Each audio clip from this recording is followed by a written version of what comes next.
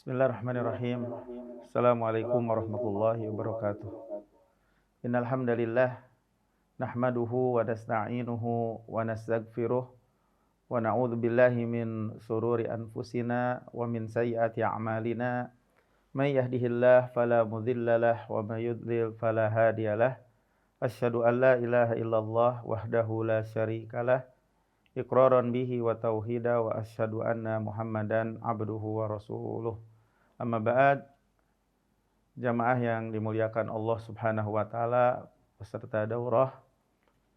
Alhamdulillah pada kesempatan yang berbahagia ini kita bisa bertemu kembali untuk melanjutkan pembahasan kita Ahadisul Akhlaq yang ditulis oleh Syekh Abdul Razak hafizahullah. Dan tema yang kita pelajari pada sore ini berkenaan dengan adab berkendaraan dan safar, bepergian. Ya. Sebagaimana yang kita ketahui bahwasanya agama Islam itu adalah agama yang indah. Ya. Dan di antara keindahan agama Islam atau syariat Islam ada bimbingan yang membimbing kepada kita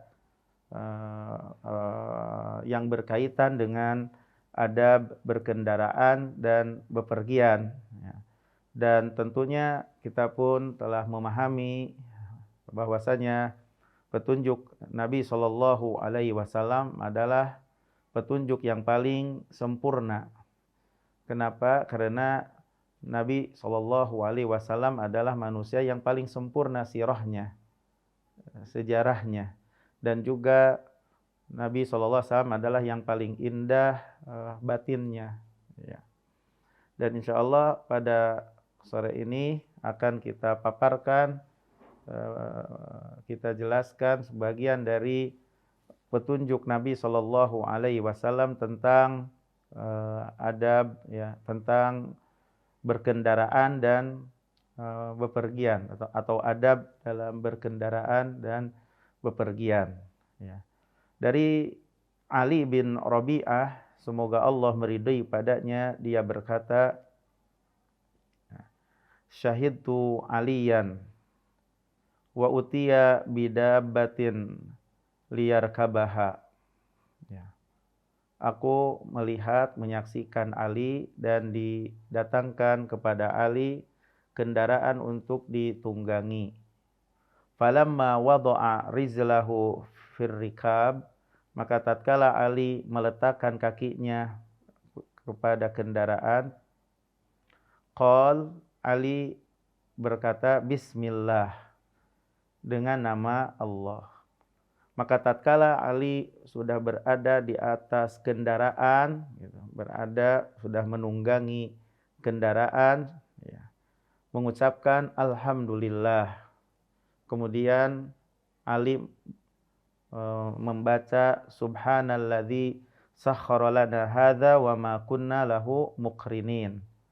Maha suci Allah yang telah menundukkan kendaraan ini, ya. Wa ma kunna lahu muqrinin. Kemudian Ali membaca alhamdulillah 3 kali.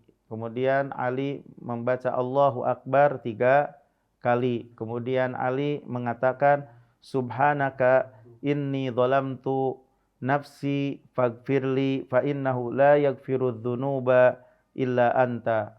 Ya.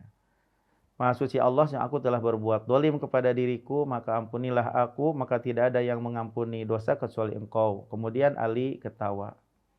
Jadi dalam berkendaraan itu sebagaimana yang kita ketahui ada yang berkendaraannya di dalam kota.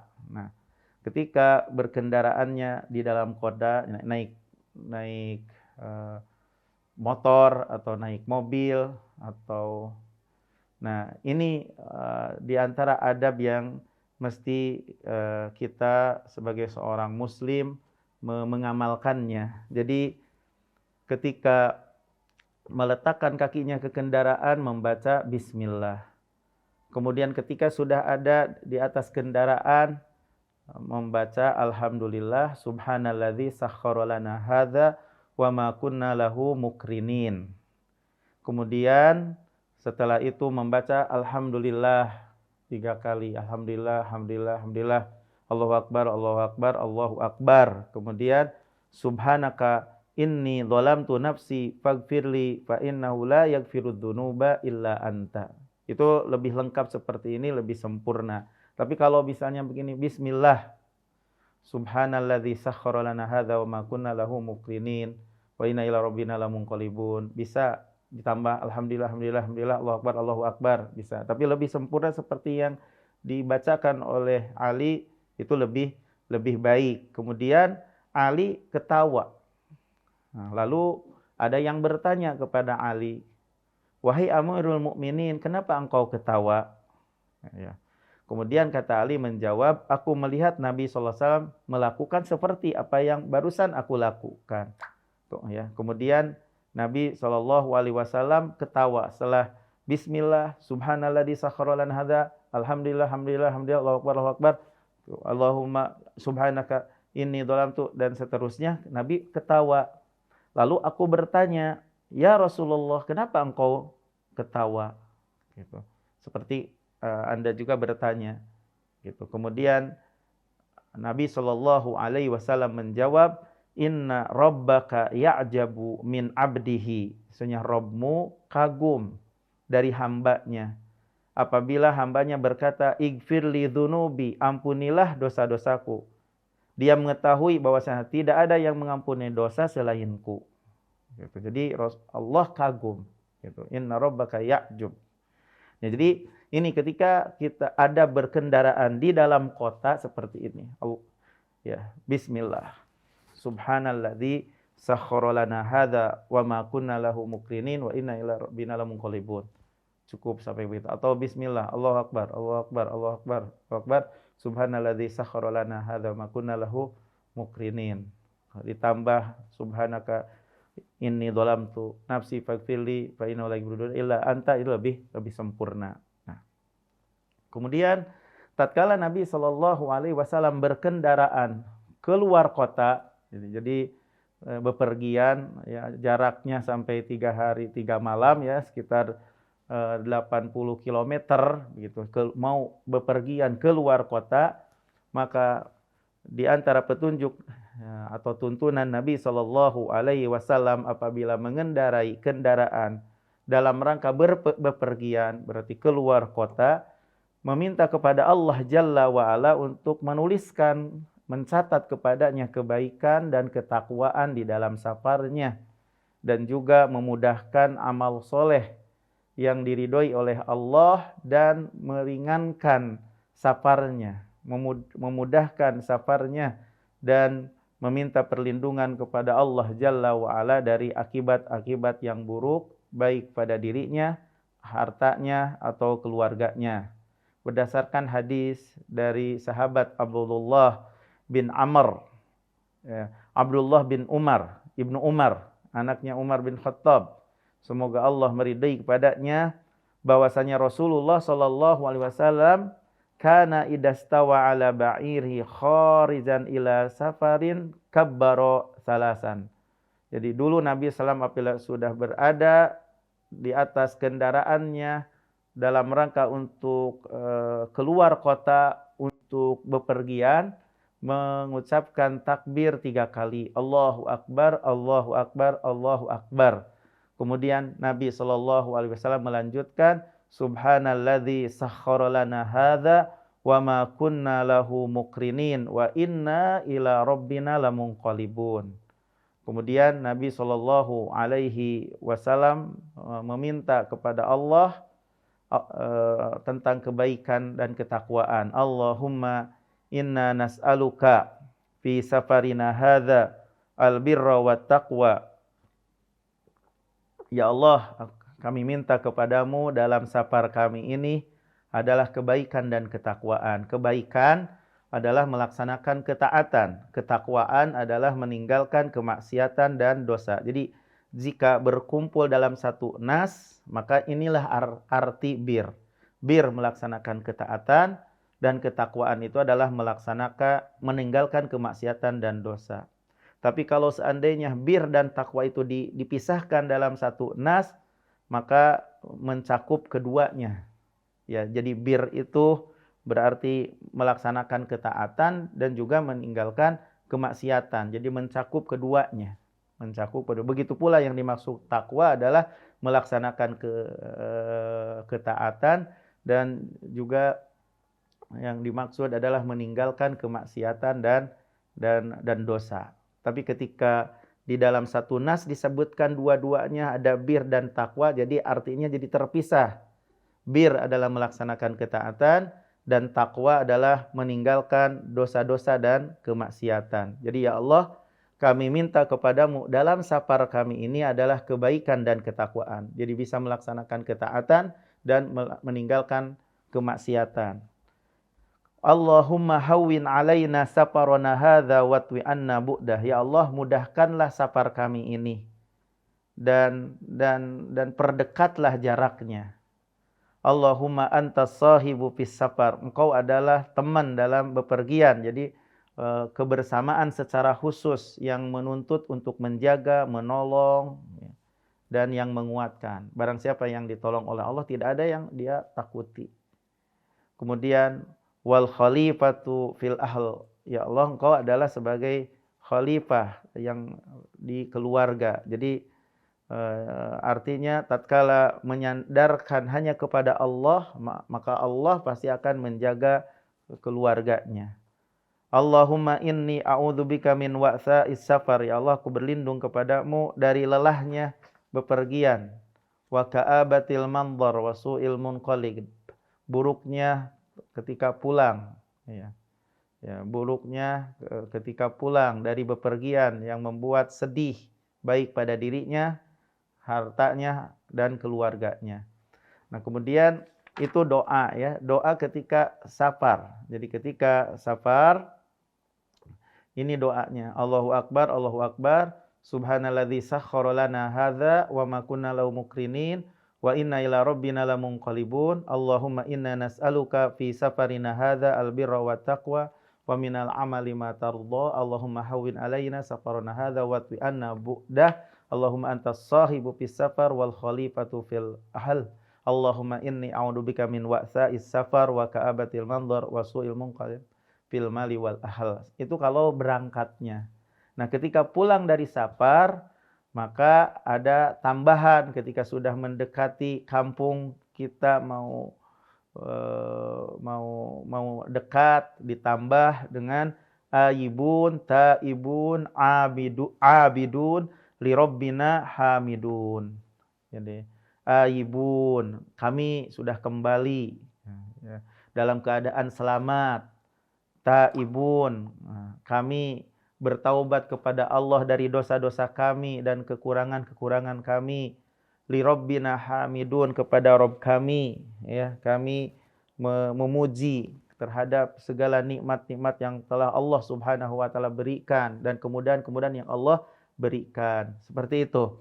Jadi kalau pulangnya tadi seperti tadi Allahu Akbar sampai ke wasu ilmun qalib fil mali wal ahl, ditambah aibun, taibun, abidun, li rabbina hamidun. Jadi itu adab yang pertama ya. Ketika berada di dalam kota hanya sampai lahu mukrinin. Ditambah aja yang seperti yang tadi.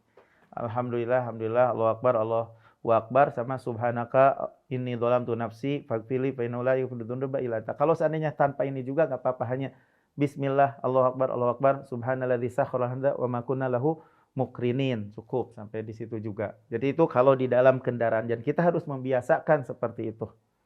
Jadi ketika keluar, kemudian naik kendaraan, ketika keluar kita sudah tahu doanya bismillah. Tawakkaltu bismillah, tawakkaltu 'alallah. Kemudian naik mobil, naik kendaraan, ketika di dalam kota kita enggak bepergian, ini yang harus kita baca. Itu adab dalam berkendaraan. Ketika kita safar seperti yang barusan telah dijelaskan dalam hadis Nabi SAW, dan kita kalau belum hafal kita baca. Lama kelamaan kalau seandainya kita sering merutinkan, maka secara otomatis insya Allah akan hafal. Anak-anak juga ketika kita misalnya berkendaraan harus mentalkinkannya kepada anak-anak, yuk kita berdoa dulu ketika berkendaraan. Nanti anak-anak secara otomatis akan hafal apa yang kita talkinkan kepada anak-anak. Sebagaimana kita sendiri juga akan hafal. Kalau belum hafal, kalau terus-terusan berulang-ulang kita baca gitu. Itu yang pertama, adab yang pertama, itu ketika berkendaraan di dalam itu doanya seperti yang dijelaskan oleh Ali. Kemudian kalau seandainya ketika bepergian jauh itu sebagaimana dijelaskan oleh hadis Ibnu Umar. Nah, kemudian di antara sunnah berkendaraan adalah kita, ini yang kedua, kita bertakbir di saat nanjak. Ketika saat nanjak, jalannya nanjak, maka kita bertakbir. Allahu Akbar, Allahu Akbar, Allahu Akbar. Kalau kita begitu, kita lakukan di mobil, anak-anak secara otomatis akan melakukan seperti yang kita lakukan. Hafal, insya Allah. Jadi ketika naik, bahkan yang mengingatkan kepada kita, orang tua adalah anak kita, kalau kita sedang lupa. Kalau anak selalu ingat terus. Ya. Jadi di antara sunnah ketika berkendaraan, saat kendaraan itu naik, nanjak jalannya, membaca Allahu Akbar, Allahu Akbar, Allahu Akbar, Allahu Akbar. Allah Maha Besar, Allah Maha Besar, Allah Maha Besar. Jadi menyembuhkan hati dan lisan dengan mengagungkan Allah. Dan mengiklankan, mengumandangkan akan kebesaran Allah, akan keagungan Allah. Karena di dalam ucapan-ucapan yang kita ucapkan ini akan mengusir kesombongan, ketertipuan, dan juga ujub dalam diri. Itu ketika naik. Nah, ketika jalannya turun, mudun, maka kita mengucapkan Subhanallah, Subhanallah, Subhanallah. Karena dalam tasbih mensucikan Allah ketika jalannya turun, ya berarti kita mensucikan Allah dari berbagai macam kekurangan dan aib, dan dari segala apa yang meniadakan kesempurnaan dan kegagahan Allah Jalla wa'ala. Itu adab yang kedua ketika berkendaraan, yaitu ketika naik mengucapkan Allahu Akbar, Allahu Akbar, Allahu Akbar, Allahu Akbar. Ketika turun membaca Subhanallah, Subhanallah, Subhanallah. Kemudian ikhwani wa akhwati yang dimuliakan Allah Subhanahu wa taala, di antara petunjuk Nabi sallallahu alaihi wasallam dalam berkendaraan dan bepergian adalah mendoakan kepada orang yang ingin bepergian. Ya, mendoakan kepada orang yang ingin berpergian agar dijaga, agar baik akibatnya, agar dimudahkan urusannya, disertai wasiat ketakwaan kepada Allah. Apa dalilnya? Dalilnya adalah dari sahabat Abdullah bin Umar. Semoga Allah meridhoi kepadanya. Ya. Dulu, ya, Abdullah bin Umar berpesan kepada seseorang apabila ingin bepergian, atau berkata kepada seorang laki-laki di saat mau bepergian, dekati aku, datang kepadaku, aku akan menitipkan pesan kepadamu. Sebagaimana Rasulullah SAW memberikan pesan kepada kami. Lalu Abdullah bin Umar berkata, Astaudiullah dinak, saya menitipkan kepada Allah agamamu. Jadi mendoakan kepada orang yang mau safar. Aku menitipkan kepada Allah agamamu. Wa amanatak, dan amanahmu. Wa khawati ma'amalik, dan penutup-penutup amalanmu. Jadi meminta kepada Allah untuk menjaga ya, mendoakan untuk dijaga oleh Allah Subhanahu wa taala bagi yang bepergian, begitu. Kemudian dalam hadis yang lain dari sahabat Anas bin Malik, semoga Allah meridhai kepadanya, dia berkata, telah datang seseorang kepada Nabi sallallahu alaihi wasallam. Ada seseorang yang datang kepada Nabi sallallahu alaihi wasallam.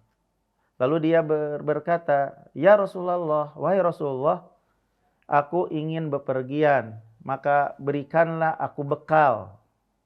berikanlah aku bekal. Maka Nabi SAW menjawab atau mendoakan kepada yang mau bepergian, zawwadakallahu at-taqwa. Semoga Allah membekali kamu ketakwaan. Kemudian laki-laki itu minta lagi, tambah lagi ya Rasulullah. Kata Rasulullah, semoga Allah mengampuni dosamu. Wa ghafara dzanbak. Semoga Allah mengampuni dosamu. Kemudian laki-laki itu minta tambahan lagi. Kemudian kata Rasulullah, wa yassara lakal khair haitsu ma kunta, dan semoga Allah memberikan kemudahan kepadamu di mana saja kamu berada. Memberikan kemudahan untuk mendapatkan kebaikan di mana saja kamu berada. Jadi adab yang ketiga adalah mendoakan kepada orang yang safar, atau orang yang safar itu minta izin, yaitu minta izin kepada teman-temannya, kepada saudara-saudaranya bahwasanya dia itu akan berangkat, akan bepergian. Nah, bagi orang yang diminta izin mendoakan kepada yang akan berangkat, kepada orang yang bepergian, bisa dengan doa ini, astaudiullah dinak wa amanatak wa khawati ma'amalak, atau zawwadakallahu taqwa wa ghafara dzanbak wa yassara lakal khair haitsu ma kunta. Nah, kemudian ya, yang mau bepergian, bepergian gitu. Apa yang dia doakan kepada yang mau ditinggal? Nah, jadi yang mau bepergian mendoakan kepada keluarganya yang mau ditinggal, atau kepada teman-temannya yang mau ditinggal, karena ini diantara adab indahnya Islam. Jadi mau bepergian, bertemu dengan saudaranya, izin dulu gitu.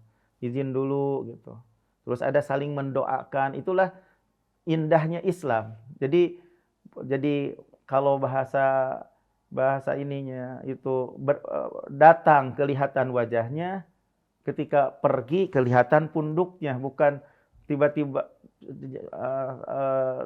Itulah adab, keindahan syariat agama Islam. Jadi misalnya kita mau pergian, maka ngobrol dulu kepada teman-teman yang dekat atau kepada keluarga, saya mau bepergian, terus di situ ada saling mendoakan antara satu dengan yang lainnya. Nah, doa pesan atau doa orang yang mau meninggalkan berdasarkan hadis Nabi Shallallahu Alaihi Wasallam, ya, dari Musa bin Wardan, dia berkata, aku mendatangi Abu Hurairah, ya, dalam rangka untuk pamitan, ya, pamitan kepada Abu Hurairah untuk bepergian yang aku inginkan. Lalu jadi pamitan.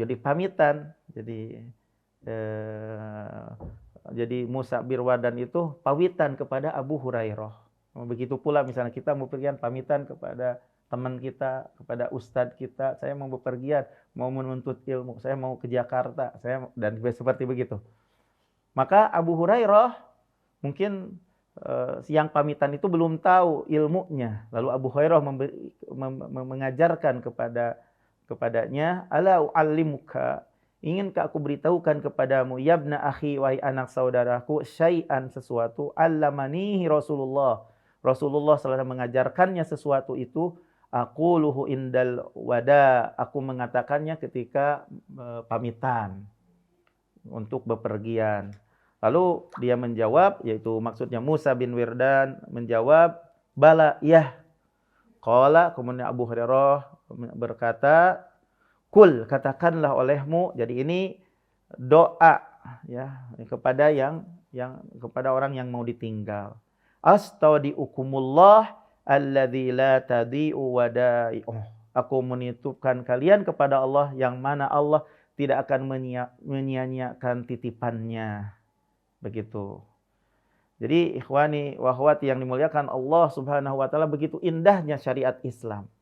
Jadi ketika kita mengamalkan adab-adab ini akan tambah saling mencintai antara satu dengan yang lainnya, saling mendoakan kepada ketakwaan, saling mendoakan kepada kebaikan dan ketakwaan, begitu.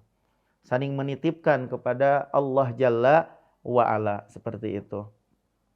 Nah, kemudian kata Ibnu Abdil Bar dalam kitab Bahjatul Majalis, ya, idza kharaja ahadukum ila safar, apabila salah seorang di antara kalian keluar, ya, dalam rangka untuk bepergian, maka hendaklah dia pamitan kepada saudara-saudaranya.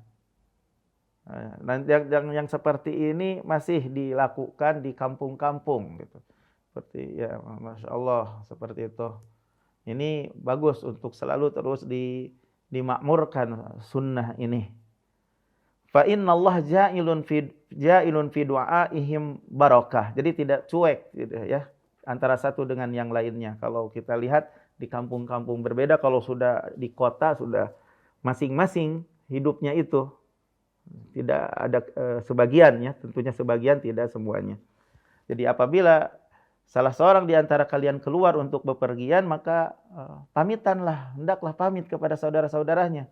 Masya Allah akan menjadikan keberkahan pada doa-doa mereka. Kemudian Asy-Sya'bi mengatakan, kemudian sunnah, termasuk sunnah apabila datang salah seorang dari bepergian untuk mendatangi saudara-saudaranya dan mengucapkan salam. Dan apabila keluar untuk bepergian, datang kepada saudara-saudaranya, kemudian pamitan kepada mereka dan akan mendapatkan keberkahan, kebaikan dari doa-doa mereka, doa-doa saudara-saudaranya. Indah syariat Islam ini. Indah agama Islam ini. Ya, ketika kita bisa mempraktekannya, adab-adab yang diajarkan dalam Islam ini akan tambah persaudaraan antara saudara itu semakin erat dan dekat gitu. Kemudian ikhwani wa akhwati yang dimuliakan Allah Subhanahu wa taala, ini adab keberapa itu? Adab 1, ya, 2, 3, ya.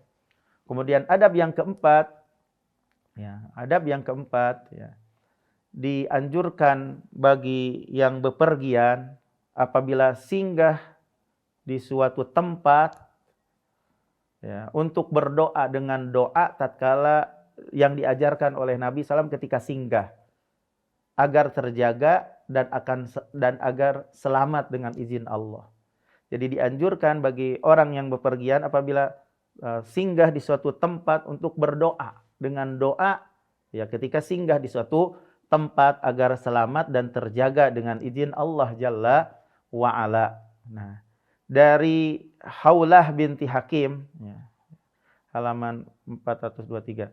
Dari Haulah binta Hakim As-Sulamiyah radhiyallahu anha taqul, dari Haulah binti Hakim, semoga Allah meridai padanya, dia berkata, sami'tu Rasulullah sallallahu alaihi wasallam yaqul, aku mendengar Rasulullah sallallahu alaihi wasallam bersabda, man nazala manzilan summa qala a'udzu bi kalimatillahi tammati min syarri ma khalaq.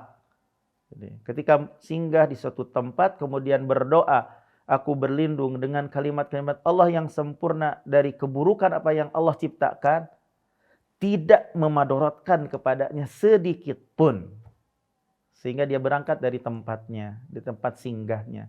Diriwayatkan oleh Imam Muslim. Kata Imam Al-Qurtubi, khabar ini adalah khabar yang benar. Kabar ini adalah kabar yang benar dan ucapan yang jujur. Kami mengetahui kejujurannya berdasarkan dalil dan juga pengalaman.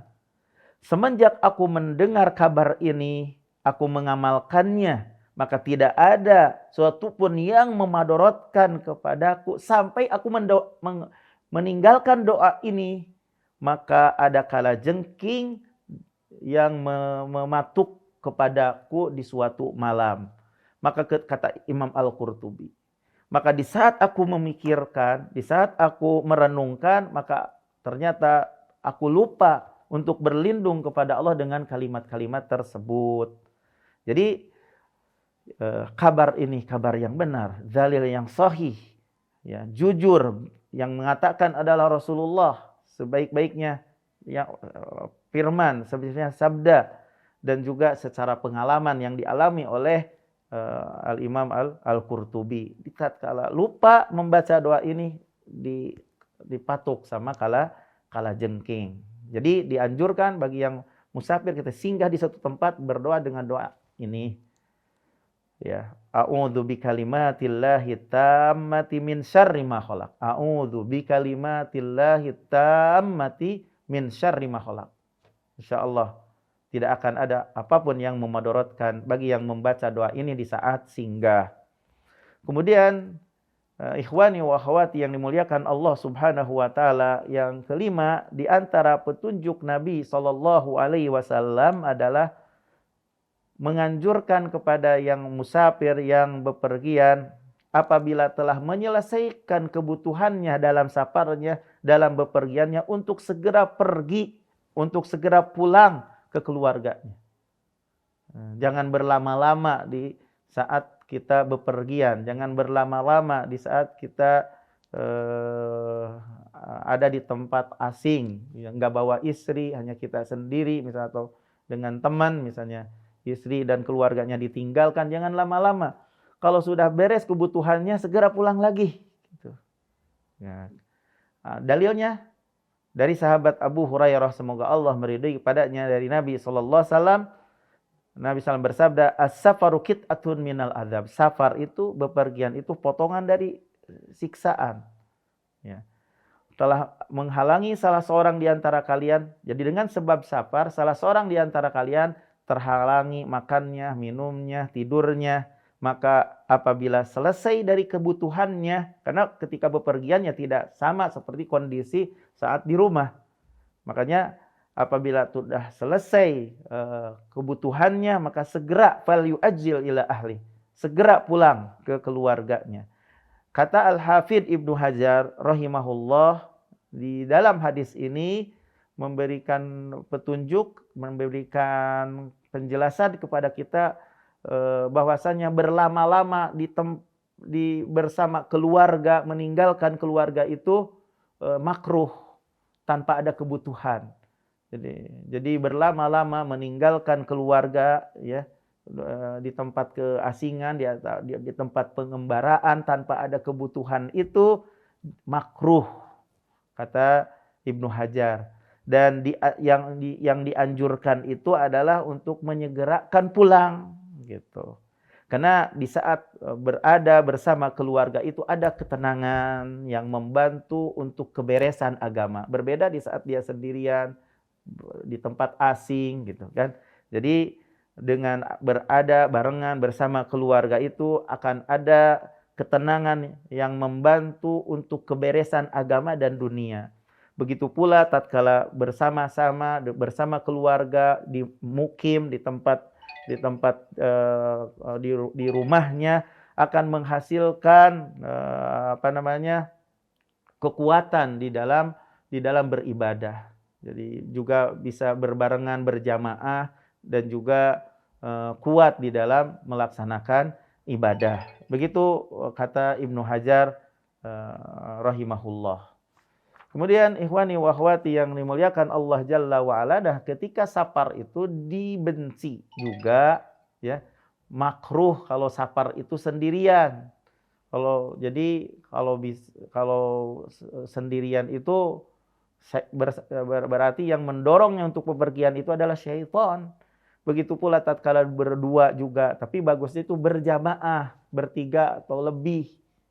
Begitu. Kemudian menjadikan dari yang berjamaah 3 itu ada pemimpinnya 1 orang ketika bepergian itu. Nah, dalam sebuah hadis dari Amr bin Shu'aib, dari ayahnya, dari kakeknya, bahwasanya Rasulullah SAW bersabda, ar-raqibu syaitan, war-raqibani syaitanan, was-salasatu raqbun, rawahu at-Tirmidzi. Ar-raqib, yang sendirian, gitu, bepergiannya itu adalah merupakan perbuatan syaitan. Itu kata Al-Khattabi. Dan yang bepergian berduaan gitu, berarti itu merupakan perbuatan 2 syaitan.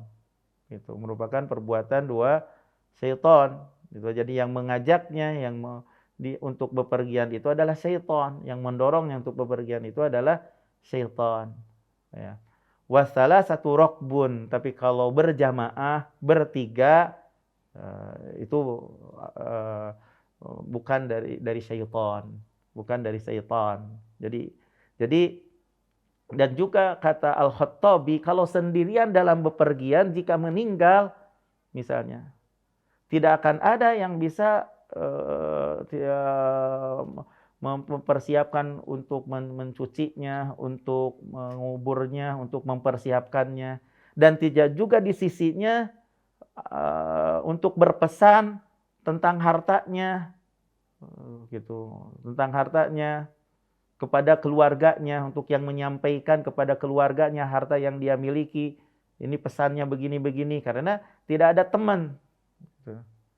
Nah, dan juga kalau sendirian itu tidak ada yang bersamanya yang membantunya ketika ungkat angkut. Tapi kalau seandainya bertiga atau berjamaah akan saling berjamaah, akan saling bekerja sama, akan saling membantu, menjaga, dan juga akan melaksanakan sholat berjamaah. Berbeda kalau sendirian, bepergian ketika sendirian. Jadi kemudian juga, jadi intinya alasan bahwasanya sendirian itu dimakruhkan dalam bepergian. Sebaiknya tatkala bepergian itu berjamaah. Ya.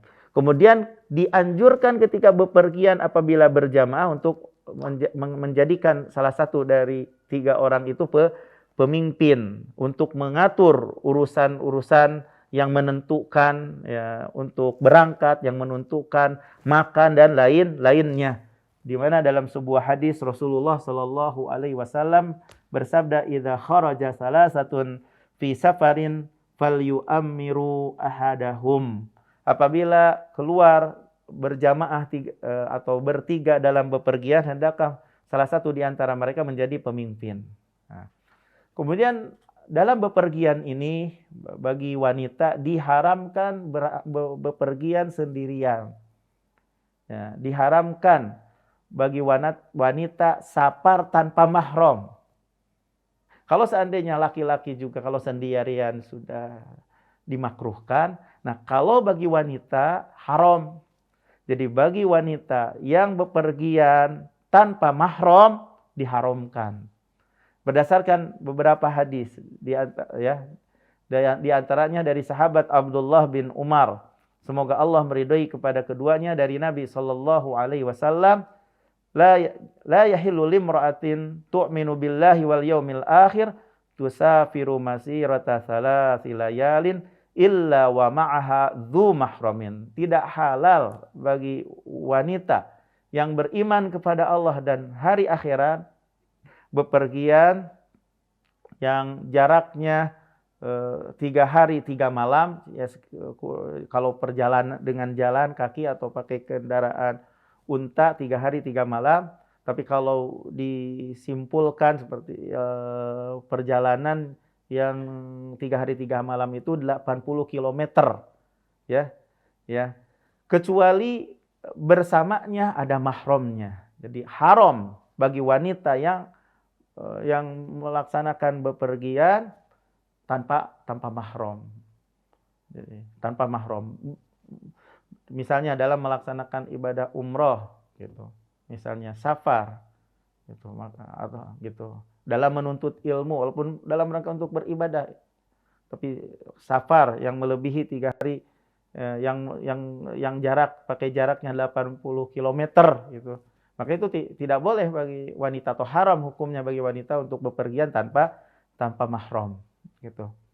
Jadi dari hadis yang lain sama seperti itu juga, dari hampir mirip, ya, dari Abu Hurairah, ya, dari sahabat Abu Hurairah, ya, begitu pula dari hadis yang dari Ibnu Abbas. Nah, kalau ini dari Ibnu Abbas, dia berkata, aku mendengar Nabi SAW berkhutbah. Dia berkata, la yakhluwanna rajulun bimra'atin illa wa ma'ahadhu mahramin. Tidak boleh seseorang berkhalwat, seorang laki-laki berkhalwat dengan perempuan, jadi berduaan bersama perempuan, Tidak boleh berkhalwat, berduaan bersama perempuan. Illa wa ma'dhu mahramin, kecuali bersama perempuan itu ada mahramnya. Karena suatu kebutuhan ada mahramnya. Gitu. Ketika misalnya nazar dan lain sebagainya, jangan nazar berduaan aja begitu saja. Kecuali ada mahramnya. Ya. Wala tusafir al-mar'ah illa ma'adhi mahramin, dan tidak boleh wanita bepergian kecuali bersama mahramnya. Lalu ada seorang laki-laki yang berdiri, wahai Rasulullah, sesungguhnya istriku akan pergi melaksanakan ibadah haji, sedang aku memiliki kewajiban untuk berperang begini dan begini. Apa yang dikatakan oleh Nabi? Intalik fahuj ba imratik. Sudah pergi, gak usah berperang. Pergilah bersama istrimu berhaji. Seperti itu. Muttafaqun alaih. Kemudian di antara adab yang lainnya, jadi intinya bahwasanya wanita ya, bepergian tanpa mahram, mau menuntut ilmu, mau ibadah haji, mau ibadah umrah, itu haram. Jadi berarti kalau melaksanakan ibadah, walaupun mampu uangnya untuk melaksanakan ibadah haji atau untuk melaksanakan umrah uangnya, tapi karena tidak ada mahram berarti belum mampu namanya. Belum mampu bagi wanita. Jadi wanita itu ada tambahan kemampuan, itu bukan hanya dengan uang saja, tapi ada mahram. Ada mahram, itu kemampuan bagi seorang wanita. Nah, ya. Di antara petunjuk salaf dalam bepergian itu adalah patungan.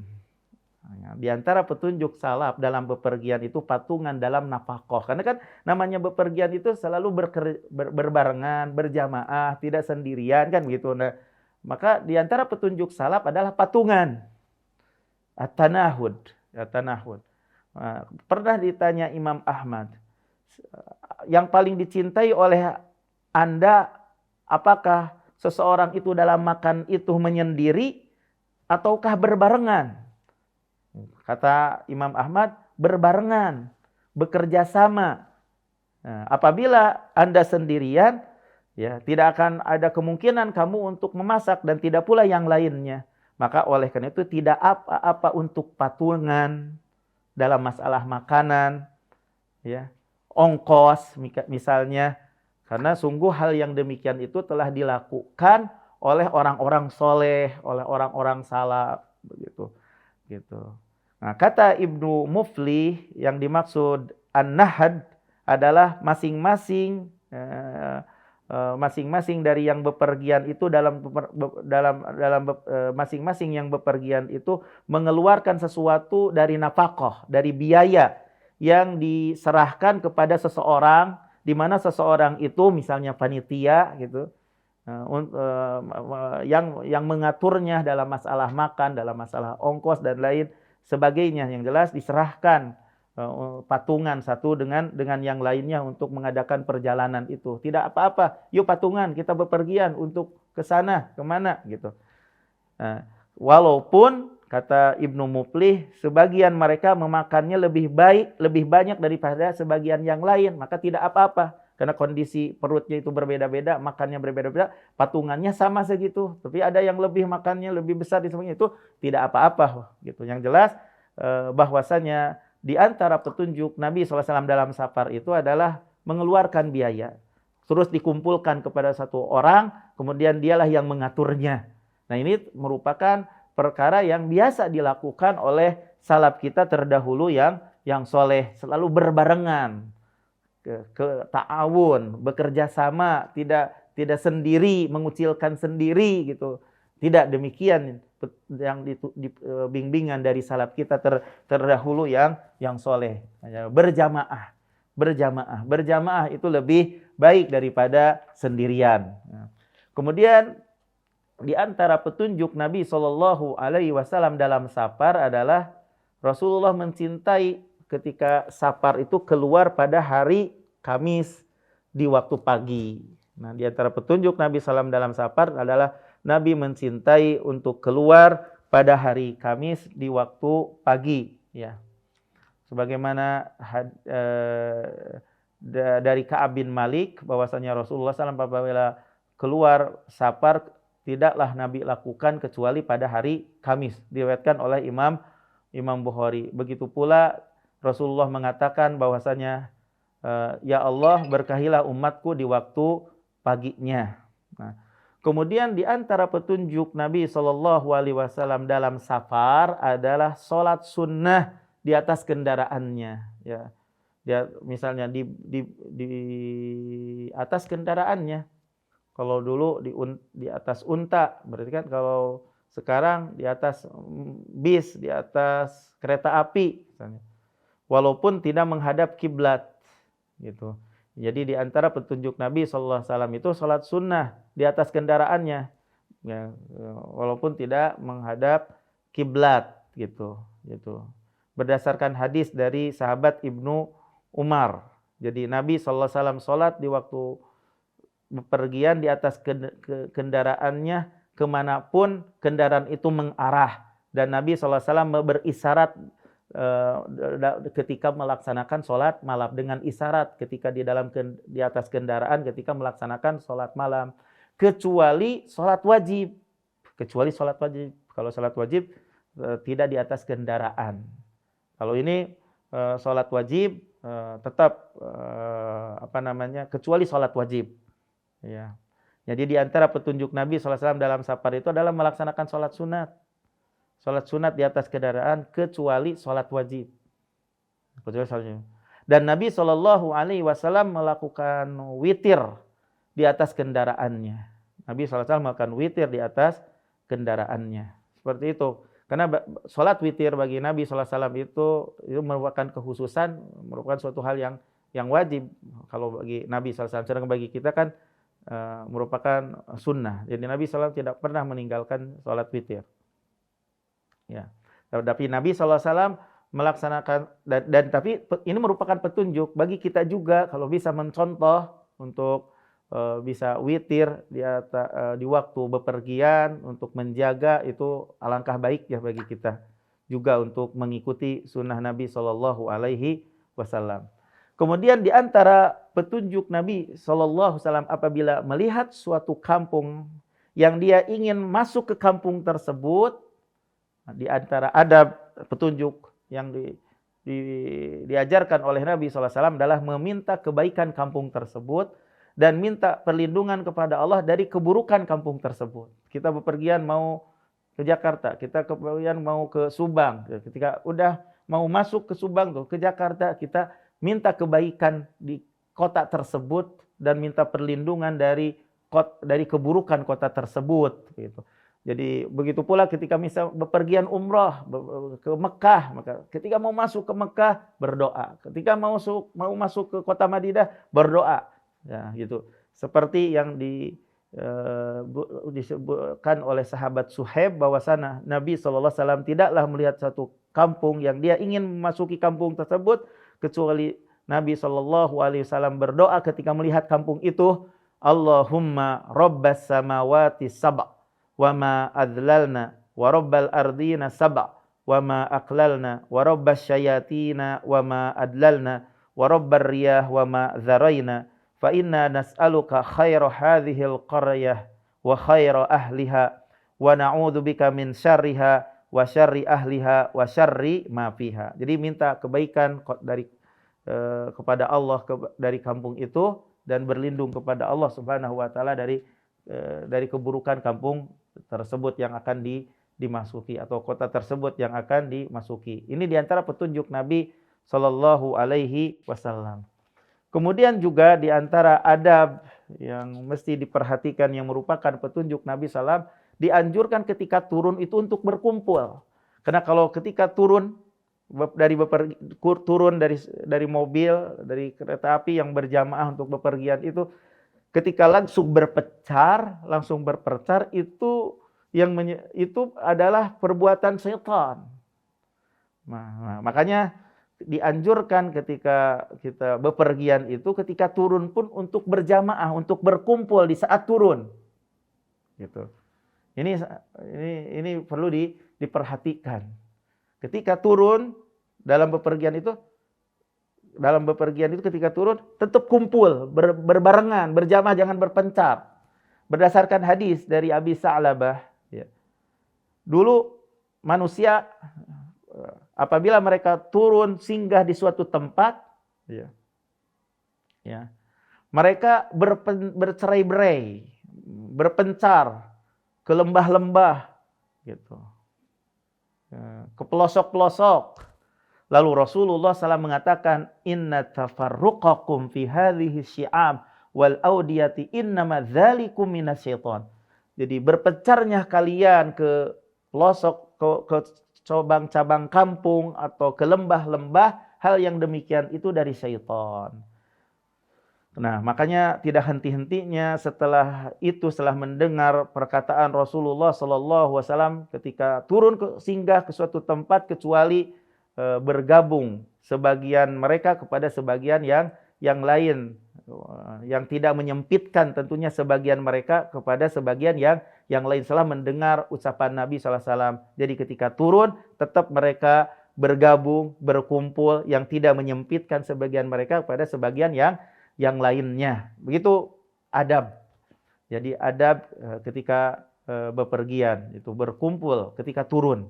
Jangan bercerai-berai. Jadi harus ada komando dulu, disampaikan dulu oleh komando. Ada cerita dulu di waktu hajian, udah sama pemimpin ibadah hajinya itu dibilang sekarang sudah sholat dulu di masjid yang dekat dengan camp atau dengan hotel gitu, dengan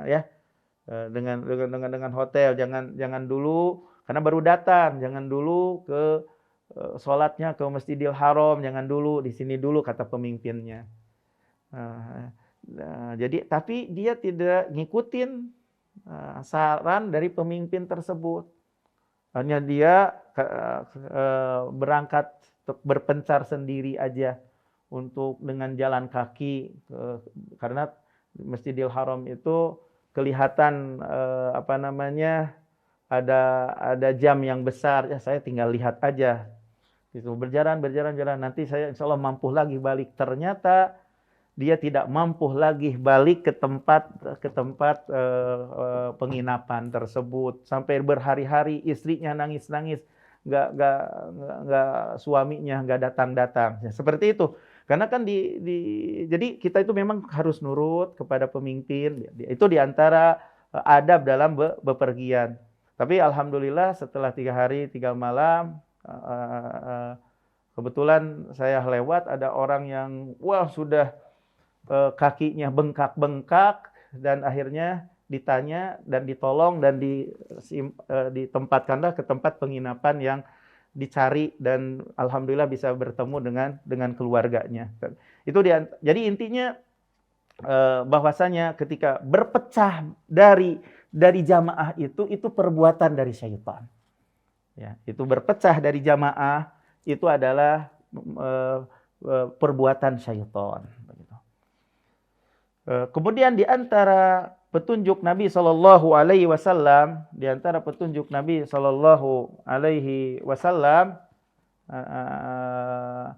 agar tidak mabit di waktu bepergian itu dekat dari jalan.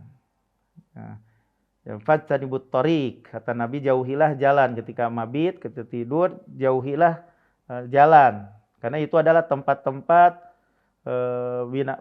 yang menyebabkan binatang buas atau yang punya racun datang, begitu. Itu alasannya, kata Imam An-Nawawi.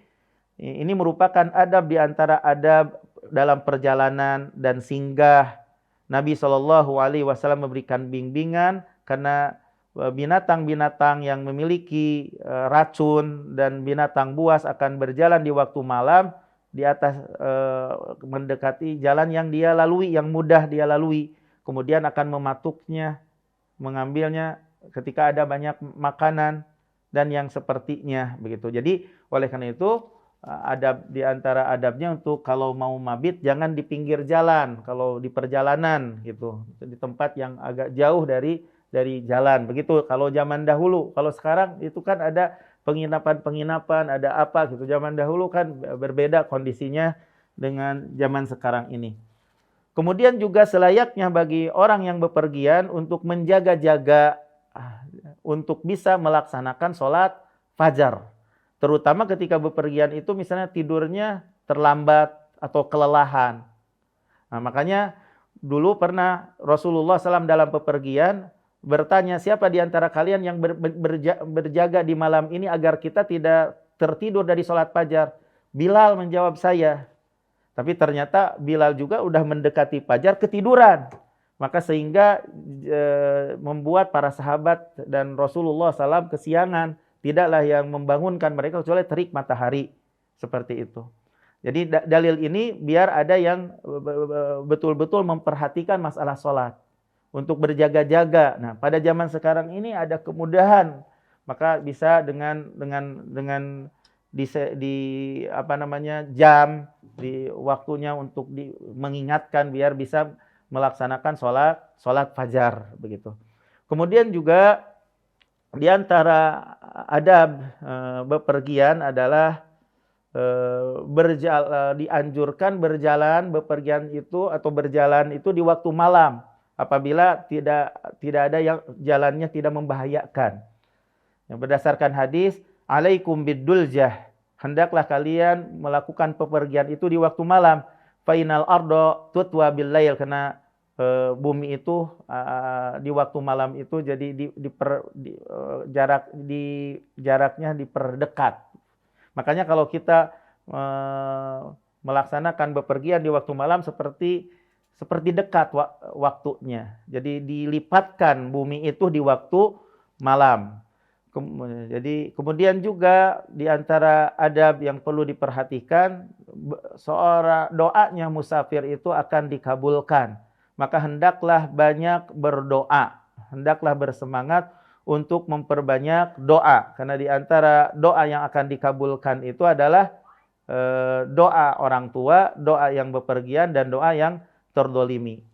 Kemudian juga di antara petunjuk Nabi Shallallahu Alaihi Wasallam untuk memperhatikan rombongannya dalam bepergian dan saling menolong antara satu dengan yang lainnya, yang membutuhkan itu mesti ditolong. Kemudian juga dibenci ya, atau makruh hukumnya seorang musafir datang kepada keluarganya di waktu malam. Dimakruhkan seorang musafir datang kepada keluarganya di waktu malam. Begitu. Berdasarkan beberapa riwayat, dan kata Imam Nawawi, yang dimakruhkan itu bagi yang bepergiannya lama. Untuk datang, maka dibenci, dimakruhkan datang kepada istri yang di waktu malam secara tiba-tiba. Adapun yang bepergiannya dekat, yang mana istri juga bisa memperkirakan datangnya di waktu malam, maka itu tidak apa-apa. Jadi yang dibenci itu ketika bepergiannya itu lama. Tapi di zaman sekarang ini masalah ini hilang insya Allah, karena bisa dengan telepon. Jauh, bepergiannya jauh, lama dan lain sebagainya, tinggal kabari, saya sekarang mau pulang. Jadi jangan datang secara tiba-tiba. Jadi via telepon bisa kontak kepada istrinya, saya hari ini akan datang. Ini merupakan adab. Jangan datang kepada istrinya secara tiba-tiba. Jadi istrinya belum siap-siap apapun, sehingga melihat sesuatu hal yang dibenci oleh suaminya, belum berdandan dan lain sebagainya. Gitu. Jadi bisa gampang sekarang itu dengan telepon. Kemudian juga dianjurkan sholat 2 rakaat di masjid apabila sampai ke negerinya, ke rumahnya. Gitu. Berdasarkan hadis, dulu Nabi SAW apabila datang dari safar di waktu pagi, maka Nabi masuk masjid lalu sholat 2 rakaat sebelum duduk. Jadi itu sunnah, dianjurkan sholat 2 rakaat apabila sampai ke kampungnya. Sebagaimana yang dilakukan oleh Nabi Shallallahu Alaihi Wasallam. Itu saja mungkin di antara adab yang berkenaan dengan adab berkendaraan dan safar, bepergian. Mudah-mudahan apa yang disampaikan ini merupakan ilmu yang bermanfaat, yang bisa kita amalkan dalam keseharian kita dan tidak lepas kita itu selalu dalam hidup ini berkendaraan dan juga bepergian. Mudah-mudahan adab-adab ini kita bisa mengamalkannya. Wassallallahu ala nabiyyana Muhammad wa akhiru da'wana alhamdulillahirabbil alamin.